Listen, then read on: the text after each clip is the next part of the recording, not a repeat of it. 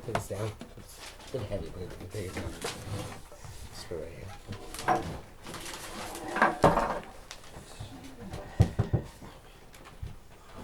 I mean, I think That was the point, right? I'm going to answer questions. to start off, we could just.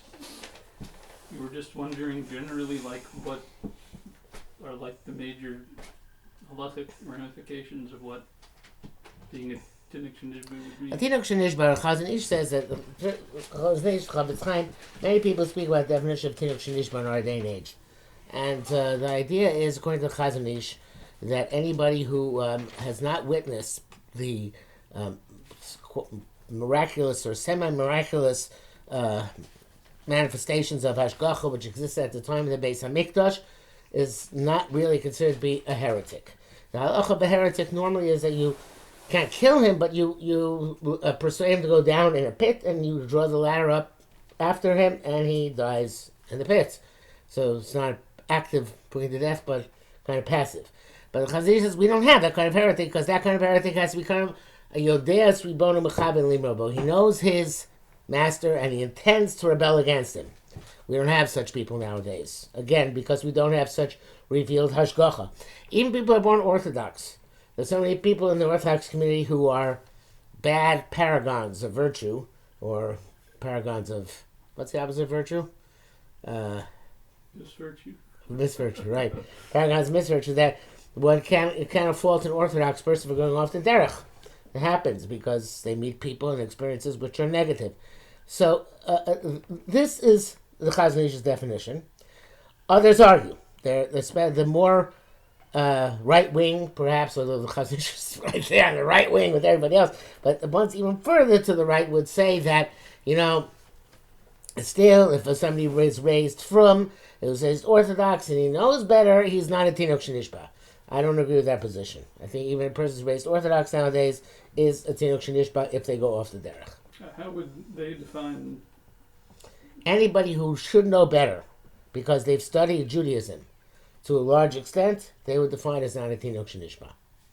So, in other words, if any of you guys went off the derech at this point, you would not be a Tinok SheNishba. We would push you down to the pit. Not push you down. We would entice you down into the pit and pull up the ladder after you and, sayonara. Okay? So that would be that. But again, I don't subscribe to that definition. Chavetz Chaim doesn't subscribe to that definition. Most poskim do not subscribe to that definition in our day and age, but there are those who do hold that way. But is anyone affected by their holding that way? Is anyone affected in practice? Yeah. Not direct, not in terms of actual practice, but in terms of attitude. But there can be. Well, I read this today that in one Sephardic community I read about that there is karet for the Jews who are heretics, or apostates, but that virtually no one is, so it doesn't. What do they do? What do you mean there's karet for them? Karet doesn't define. They have no. They can't be part of the community. They can't go to the synagogue. They can't take part. It's not karet. It's cherem. Cherem. Sorry. What karet would be what? When God smites them down. Oh. It'd be a very difficult thing for the community to practice that. Yeah, that's right.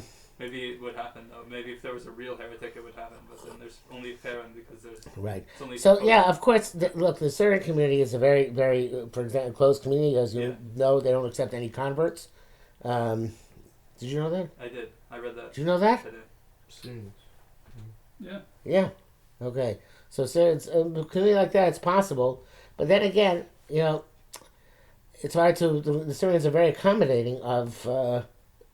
People are not religious, because by Sfaradim, Meidot Mizrach, there's no such thing as somebody's not religious. They're more traditional, less traditional, but they're really all Ma'aminim, B'nai Ma'aminim. They really all believe. It's only Ashkenazim who have these hang-ups, Reform, Conservative. The Sfaradim don't have these kinds of things. So I don't know what community you're referring to. What? I see. So they're so in the case of the Sephardic Jews, there's just. Okay, so Tinok SheNishba is not something that applies. What do you mean? Doesn't apply? Would apply? It applies in the same sense. It wouldn't. It would apply in the same sense. It would apply perhaps even more that they wouldn't consider them to be no longer worthy of inclusion in the community, because even people not Shomer Shabbos are very often welcome in the community, because it's understood. They're balei tava. They have desires. Oh, so they're in their community. It's just a matter of apostasy, which would be Right. So And that's very rare. the Tinok SheNishba is different. It's not an apostate. It's just someone who decides not to keep mitzvot. No, but a Tinok no, SheNishba they is a should be. larger category. Yeah. A lot of which a subcategory is heretic. Okay. And I see there are, of course, the way we're defining it, the larger category of Tinok SheNishba includes a subcategory of heretic, and then there's the good old day heretics, which don't exist really anymore. In order to be a real heretic, you have to know a lot. Yeah. If That's it's an right. Amoritz cannot be a heretic, right? He's No. just an Amoritz. Right. Right? You have to be, you have to have good grounding training. Acher, that was a heretic. Our heretics nowadays, nobody's a real heretic. They want to, they're balei tava. They want to have a good time, and they think Judaism doesn't give them a good time. That's for the most part. So a heretic is rather someone who sees that it's not that Judaism is a true path, but that they're not. That's right. They're not interested in like superficiality in religion either, but they go against the will of Hashem. Right. You got it. So we have no Tinok SheNishba according to the Chazon Ish? No, everybody's a Tinok SheNishba. I mean, we have no heretics. No heretics, yeah. Uh-huh. Well, it's interesting that Meishu David and Netziv, back in the 19th century, he was asked if non-Orthodox Jews in America touch wine, does the wine become usher to drink? And he said, this is back in the 1860s, 1870s maybe, and he said no, because they're not real heretics. They're ignorant. Same idea. They're ignorant, right? Even if a Jew would make wine also to drink, it would be if they were really the old time heretics. They're not the old time. We don't have them anymore. So even if someone's Mechal Shabbat b'Faraisa, you wouldn't make that one else to drink? According to Netziv. It's a radical approach, and not everybody agrees with him. But according to Netziv, that would be the case, yes. If according to Netziv, somebody who grew up, the Netziv, let me make it clear, was not talking about somebody who grew up from. So it was somebody who grew up ignorant. Nobody explicitly says that somebody who grew up from and then lost religion is still a Tinok SheNishba. That's what I'm telling you tonight as a little bit of a chiddush, but to me is a dover pashut. To me it's clear that because Orthodoxy today does not provide the ideal role models and does not indicate necessarily its eminent and profound and preeminent truth, so therefore anybody can be a Tinok SheNishba. That's what I believe. Okay? Is So that the clear? poskim would, aside from I think most poskim would de facto take that position. Okay? De jure, they might not say it, but de facto they would take that position. Because that's reality. And the Chazon Ish would say that began with the destruction of the base of Egypt. What? The Chazon Ish would say that. I believe Chazon would certainly say it. No, Chazon would say nobody who saw Hashgacha, if you saw divine providence revealed, then that's something else. But otherwise, you're a Tinok SheNishba. Wait, but how do we define divine providence revealed? What does that mean? He says, like in time of the Beis Hamikdash, or even time after the Beis Hamikdash, when it says Chachamim used to hear things through a bas kol, used to hear things, voices from heaven, right? Right. That was one way. Was there another way that? And let's say you know that Eliyahu Navi appeared to people on a regular basis. That's something to talk about, right? You ever met anybody who claimed to meet Eliyahu Navi? No. No. Shlomo Karabach likes to tell stories about people meeting Eliyahu Navi, but I don't think he experienced them firsthand himself. And, they're not quite literally Eliyahu Navi stories. So, yes, if you met Eliyahu Navi, then you became heretic, then we would, the pit. If you knew people met Eliyahu Navi, the pit. So we don't reduce the standard just because we're living in an age where we know that none of that Bat Kolim have ceased, Batei Ko have ceased. Right. So because they've ceased, we don't think that there's some other mode of divine hashkafa that we can tap into, or that is evident, because it's not evident in the same manner, even if there is. No. Right. So you're saying it's a truth that has to be preeminent and also readily accessible. Uh-huh. So that's all right. We can't be sure in that sense. Like, who really has inspiration? That's or who, like, it says, like, in the Gemara, right? Like, that who does the divine presence dwell upon, and this sort of thing, and they have all manner of figuring it out. But now we have none such. Oh, why does it have to be someone that saw a divine inspiration, and then he went denied that? Now he's considered a heretic. Because he has to be confronted with MS. Now, The person that knows that the Torah is MS, so he denies it, so then he's a heretic. Why does it have to be he saw something how do you spiritual? know it's MS? How does he know it's MS? So the Rambam says that his 13 principles of belief, the Yugimali Karim, they are the basic parameters of Orthodox Judaism, true Torah Judaism. Anybody who rejects one of them is a heretic. And because Rambam holds they are so logical and so obvious that anybody who rejects any one of them is either deranged or a heretic. Because how can you possibly disagree with this logic once it's presented to you, of course. Now that the Rambam, this is something which I tell you very frequently. The Rambam, handwriting was ostensibly taken once to a graphologist, and the graphologist said that he never saw handwriting so extraordinary. It was what? Yeah. It was a person which was extraordinarily emotional, very passionate, but all these emotions and passions were utterly and completely controlled by his intellect. So that was the Rambam, and that makes sense, that the Rambam was the Rambam. So, but most people are not like that. Most people are emotional and passionate, and their intellect has no way of actually controlling their emotions and passions. So therefore, most people cannot be expected to be on the Rambam's level. In other words, the Rambam says, yes, he says that somebody who's intellectual has to understand logically that these principles are true, and if not, the pit. But we're not intellectual. We don't function based on intellect. And therefore, the Rambam's parameters don't really apply to us. Was that what he thought? What? Is that what he thought? I thought that those were like his dogmatic principles for all Jews, and it wasn't a matter of... The Rambam is... it's interesting because the Rambam did not put them into Mishnah Torah in that format. Oh. They can be code from statements he makes in the Mishnah about various different things, but he didn't give that high taxonomy, that list of 13 principles. And I think that the Rambam was not necessarily expecting the elite to actually the masses to have that level, because the masses are ignorant, and the Rambam was a charitable man. He probably assumed that the ignorant have their own mission, own purpose. There's a famous Rambam in Perush HaMishnayos, beginning of Perush HaMishnayos. It's interesting, the Rambam wrote the Perush HaMishnayos in Arabic, and Nevuchim in Arabic, which obviously means he expected people to read it, but I don't know if they include the masses. I know in Arabic, yes, would mean not the more in the Bukim, but he expected the masses to read the Mishnah Torah. That was the point. He was disseminating. Right, Mishnah Torah ironically was written in Hebrew, so it was actually more limited audience than the other works. But in any event, the Rambam writes is a very a line which I love quoting. I used to love quoting when I spoke in Rosh Hashanah, because it used to jar everybody and make them shocked.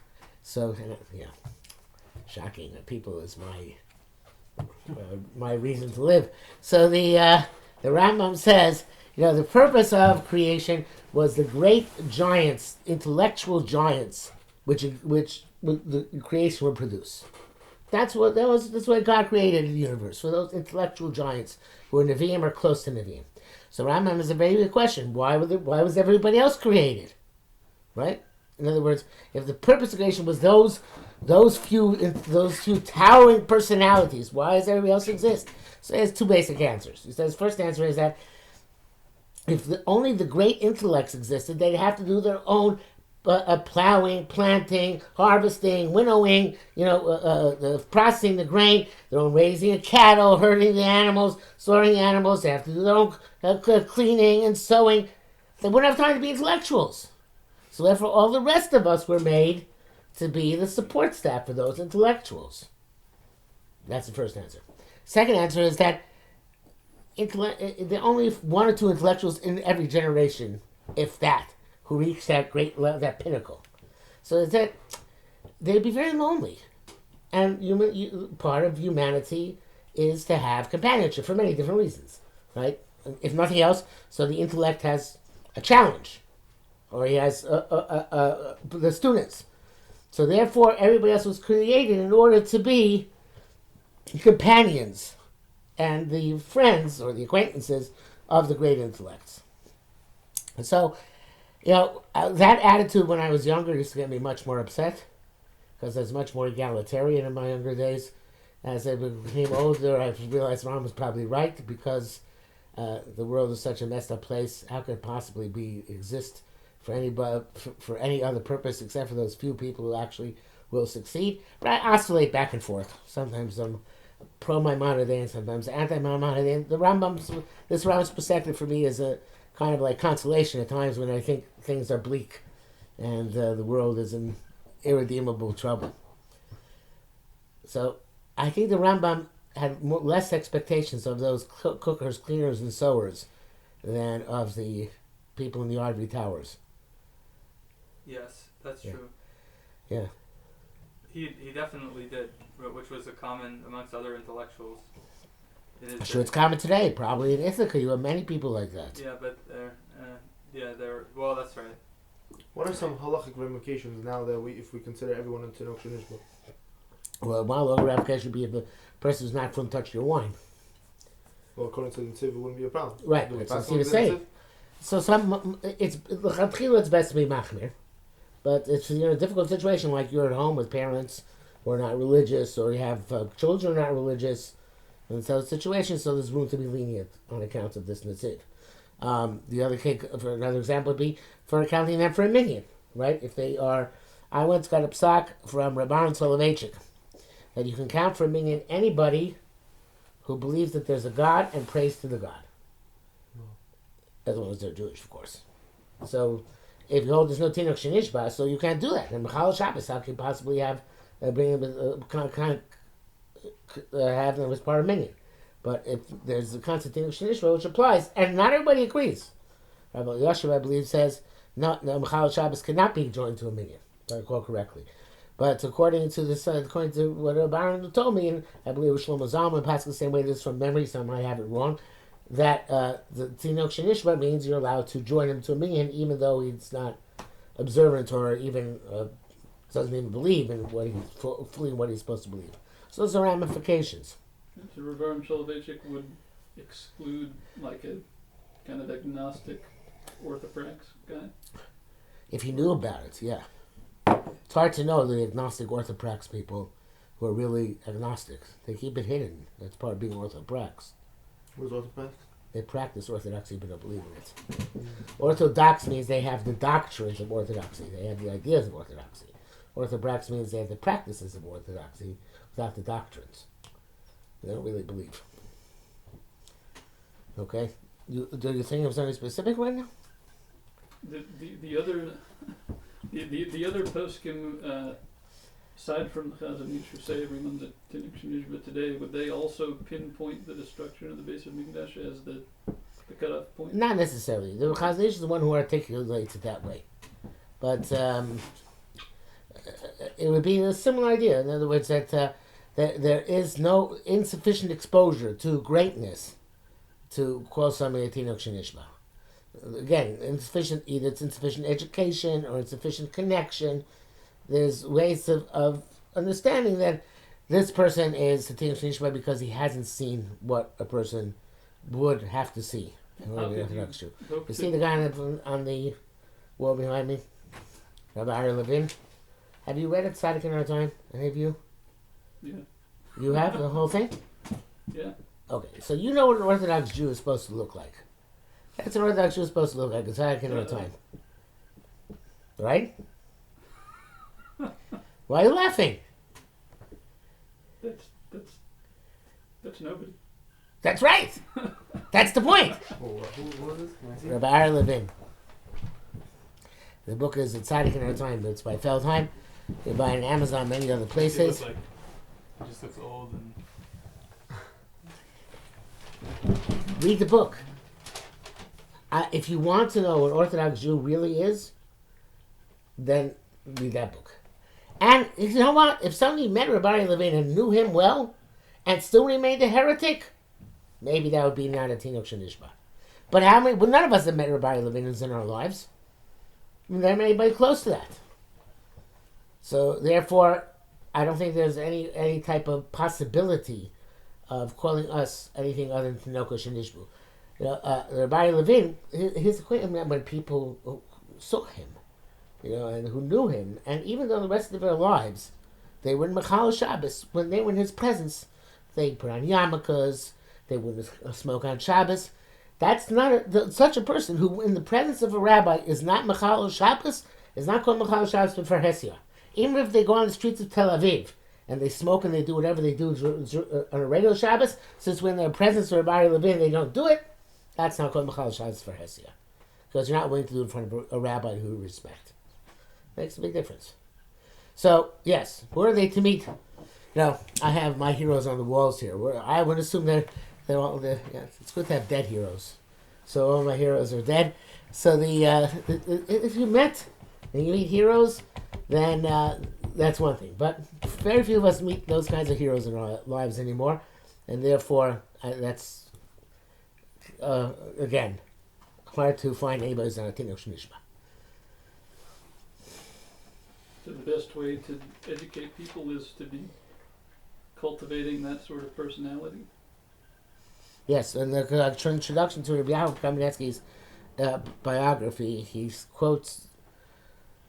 that Rabbi Yaakov Kamenetsky used to quote Rabbi Naftali Amsterdam, who was a student of Rabbi Saul Salanter. Naftali Amsterdam used to say that the way he I'm not sure, I'm paraphrasing, I don't remember the exact quote, the way he determines how to conduct himself and how to behave himself is in a way which would bring anybody who perceives it to recognize that how amazing, how refined, how extraordinary it is to be a Torah Jew. So yes, there are people who have that direction, that inclination, and accomplish that perspective. They're very few, because most people don't think like that, right? But there are such people. You can do it, because you don't drive. You don't drive either, right? You Never. drive. I never have. You drive. Yeah, you see? Tell your faces. The innocent people, the people who look like a little bit innocent, Yeah. more refined, it's because they don't drive. That's People look like us, it's because we drive. Driving is the worst thing for midos. It's horrible. And that's why I have very few tzaddikim. Why? Because all the things that you see when you drive? Oh, because the way you drive, driving is antithetical to midos. You have to cut people off. You have to pass people. If you go like the George Washington Bridge, you have to, make sure that you get ahead of that guy. Otherwise, you're never going to make any progress, right? When you come to a stop sign, you can't actually wait for the other person to go before you, because then the people behind you start honking. There's no way that you will go extend amount of time without honking yourself, right? Where are mitos? It's a lost cause. Yeah. Do you know offhand? This is my own personal theory. Yeah, it's good. Yeah. I share. Many Yes. share, I think. Yeah. That Chazanish. What? Do you know offhand where he says that? At the end of Yeridea. It's in Yeridea, actually, not the end. It's in Yeridea, I think it's in Hilchos Yain Nesach, where he talks about this issue of Yain Nesach.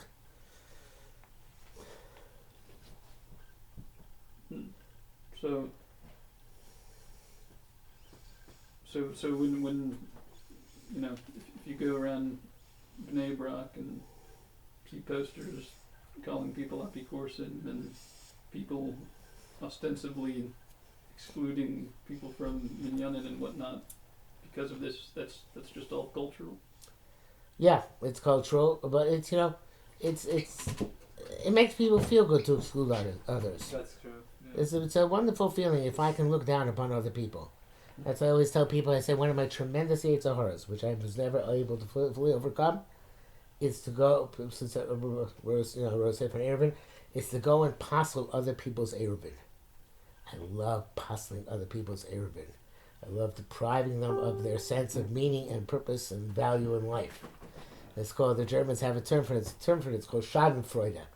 The happiness of somebody else's loss or failure. So, What an awful thing. right. So so I try to hold this in check, but there is this kind of there's a kind of a thrill when I can look down at somebody else and say, I'm meaningful and you're not. So that's unfortunately the way most people behave in this world. They like passing Arabin. Yeah. How reliable is the Monsey Arab? The current one is not bad. The last 15 years ago, they built a good Eruv. And it seems to be maintained properly. So what was just said would not just apply to, would apply across the board to every definition of a heretic, not just When an it was just said. Apikoros or a Kofar. Everyone, none of Yeah, I them mean, apply. whatever definitions are, the main definitions, right, yes. Yeah. The question is not, I don't think it's discussed in the postscript at all. The question is whether there's a din of Tinok SheNishba by non-Jews. In other words, if a non-Jew is born into a pagan society and never saw a monotheist, let alone a Jew, whether they're still responsible for being pagans, and therefore have all the deficits of being pagans, or they have they're Tinok SheNishba, so to speak, and they have to be But educated. what is defined as pagan? Is Christian pagan or not? A Christian is partially pagan. So is that would that Semi-pagan. count? Would that count? As what? I mean, would this count as a Jew? Like if a Jew was born into that society or something, and they only knew that. They didn't know, like they just. I guess that wouldn't probably exist, but. The question whether a Christian is supposed to be able to renounce the Trinity on their own. They are. It's a big machlok question. It's a question about big machlokes between Ashkenazim and Sephardim. Rambam holds they are expected to renounce the Trinity on their own, Meaning, when does that mean on their own? without us telling them that there is no such thing as a Trinity. There's no din of Tinok SheNishba by the Christians. They're over the Avodah, going around the over the Avodah Zarah, which means they should realize that what they're doing is wrong. There's no camp, but God is not three. God is one. According to Ashkenazim, Rishonim, no, even if they believe in multiple gods, even though they're wrong, they're not considered to be over the Avodah Zarah. Okay, they don't discuss in terms of Tinok SheNishba. That's not how they phrase the conversation, but it is a similar parallel conversation. Did you know that? It's being close Ashkenazim fighting whether Christians are over the Avodah I Zarah. didn't know that. Well, our Rambam says explicitly that they're over the Avodah Zarah, and Sunday is their Avodah Zarah day. And the Ashkenaz, Shulchan Aruch, based on Ashkenazi Rishonim, says no. Shulchan Aruch says this. Shulchan Aruch follows the Rambam. Oh. The Rambam follows the Ashkenazi Rishonim, like Tosfos and the Rosh and others, who say that even if they believe in multiple gods, as long as one of them is our God, the right God, it's okay. Huh.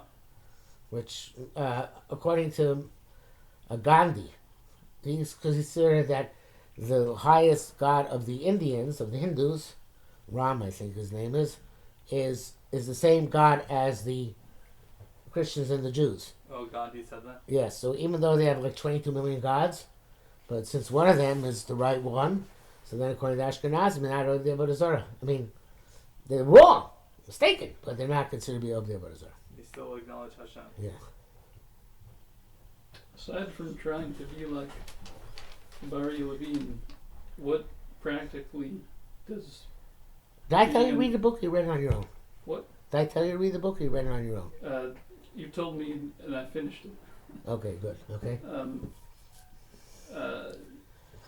Or Lagoin, practically, aside from trying to be. Rabbi Levin was an Or Lagoyim.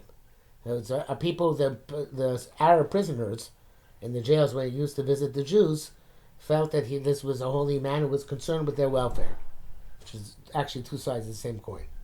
If you're really holy, you're concerned with everybody. If you're not so holy, you're not concerned with everybody. The more holy you are, the more concerned with the people you are. So the Rabbi Levin was an Or Lagoyim. The question is whether an Or Lagoyim is retail or wholesale. And you got both perspectives in Chazal. There's wholesale Or Lagoyim when Am Yisrael forms a model society, and that's the Gemara talks about. I think it was Rashi's Pasuk Spashim who mentions it, that eventually the people that people used to come up to trade with Zvulun in Israel and in the land of Israel, and then They would say, you know what, once we're here, might as well go see what this religion is all about. Then they go to the Beis HaMikdash and they see one nation worshiping one God, everybody eating the same food, everybody wearing the same clothes, everybody unified in their practice, and they would convert. So that's a wholesale Kiddush Hashem. A retail Kiddush Hashem is if you're a person who people meet and they see this is a person who's refined, who's elevated, who clearly has been impacted upon by his religion in a profound way, that's retail or lagoyim. So You really want to ask us the flip side. Why is not everybody concerned with or lagoyim? right. Right. Whether because many people believe that the goyim hate us, and they're not going to listen. They're not going to look to us for an example in any event. So therefore, there's no real point in trying to be an or goyim. That maybe at some point, when the goyim become better goyim, or get better quality goyim, so then we can be an or goyim. But now is no point. You just hate us. I don't subscribe to that perspective, but many people do. It's a normative perspective, if not the majority perspective in Judaism.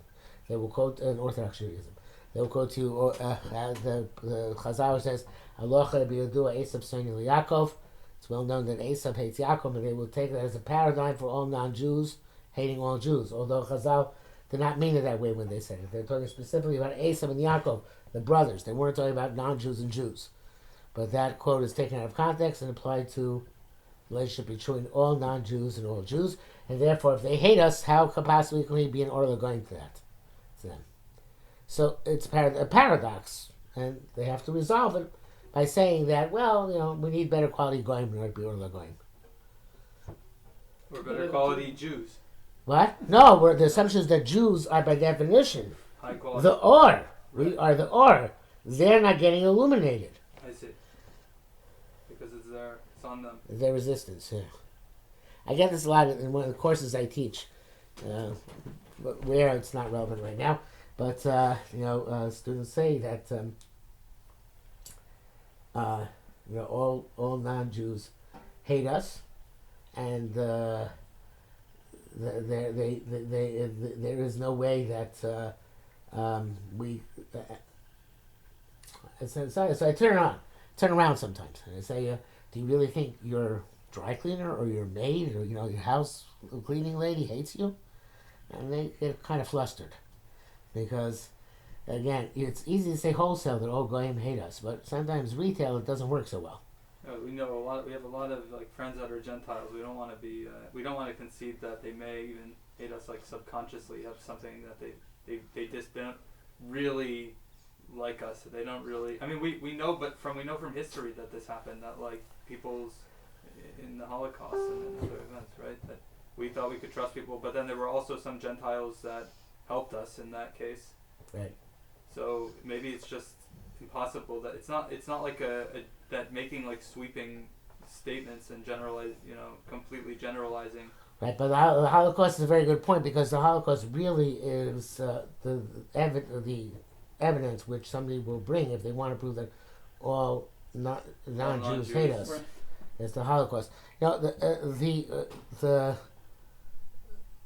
There was more of somewhat of a humanist movement in Judaism before the Second World War, Orthodox Judaism, which the Second World War basically quashed, and it was also a backlash against Western society in general, right? Because Western society was always seen as challenging orthodoxy and saying, well, listen, we see this culture and cultivation and sophistication and refinement in general culture.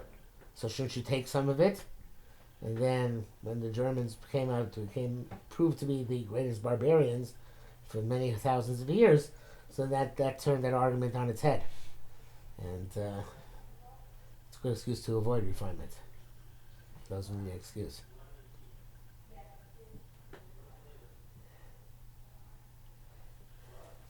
Anything else?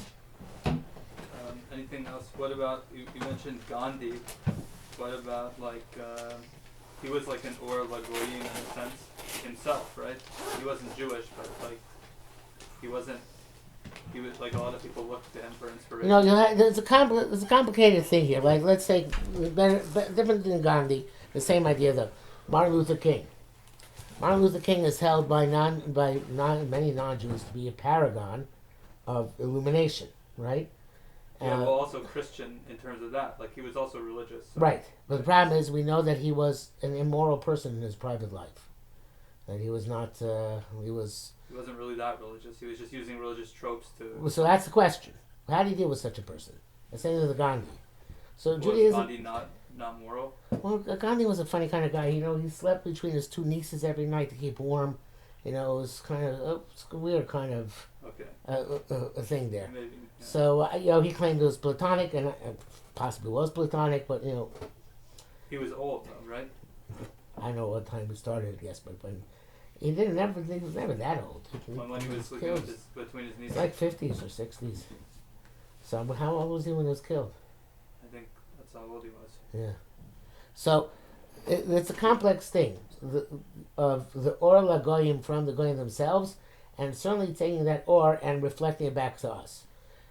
I think that one has to draw a distinction and say that, even though people are flawed, one can learn from their positive attributes. And Martin Luther King might have been a very flawed person, but he clearly had ideals which were lofty ideals, and he strived to accomplish them, and he was heroic in accomplishing them, and therefore one should have a respect and try and learn from the good aspects of that person.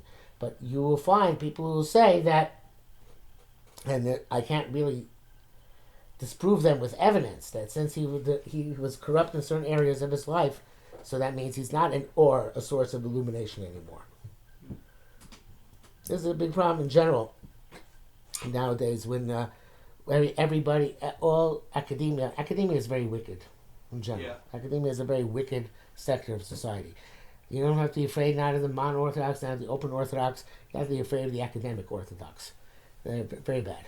So, so academia tends to deconstruct people, and tends to try and find flaws with anybody and everybody. And everybody has minor flaws, but when they do that, they undermine the entire notion of heroism and what it means to admire somebody as a hero, as a role model. So this type of deconstruction has led society in general to be almost alienated from the idea of heroes and role models. And among Jews, the reason why heroes and role models are almost always taken from within our own ranks as opposed from outside is because of this skepticism as to the refinement across the board of the character of which we're taking which we want to take as an example. But me personally, I would say that, on the contrary, I would say a Jew who's flawed, that means the Torah didn't impact upon them. And therefore, you cannot see that person as a role model. A Jew who's flawed in a significant way, right? Not just that he does minor things, but major flaws. But a non-Jew, since he didn't have Torah to refine him, so therefore, he's less responsible for his base and materialistic ways or habits, and therefore one can learn more from him in the areas where he was strong and worthy of emulation, even though there are other areas where not. Does that make sense? Would this be your response to those who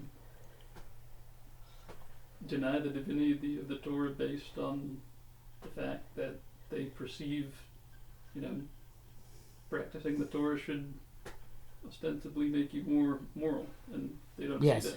A guy wrote me today on, I'm not going to say which forum, it doesn't really matter, but he wrote to me the following. It's very depressing. He said,